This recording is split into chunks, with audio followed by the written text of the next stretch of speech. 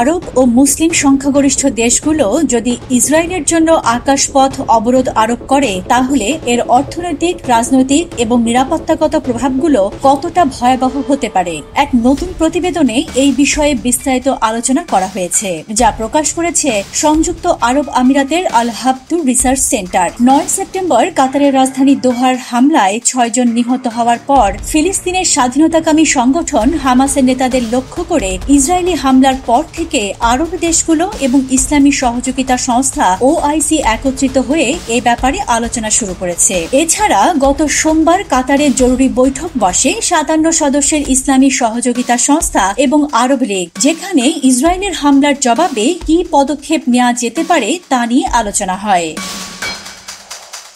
আল Habtoor research সেন্টারের বিশ্লেষণে বলা হয়েছে যে যদি আরব দেশগুলো ইসরায়েলের জন্য আকাশপথ অবরোধ আরোপ করে তবে তেল আবিবের অর্থনীতির নানা খাতে ভয়াবহ ক্ষতি হবে। এই পদক্ষেপে ইসরায়েলের মোট দেশজ উৎপাদন জিডিপি 4.8% থেকে 5.7% পর্যন্ত নেমে যেতে পারে। একই সঙ্গে এশিয়া এবং আফ্রিকার গুরুত্বপূর্ণ বাজারগুলোর সঙ্গে যোগাযোগ হারাবে দেশটি, যার ফলে ফ্লাইটের সময়ও বেড়ে যাবে। এটা ইসরায়েলের বিমান সংস্থা এল-আর এর আয়ের উপর ব্যাপক প্রভাব ফেলবে।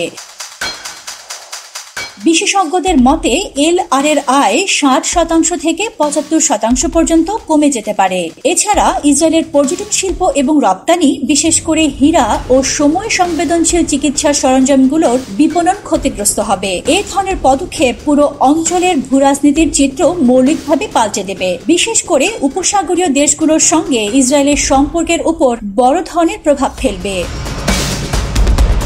পতাকা সারথী, বাংলাদেশ।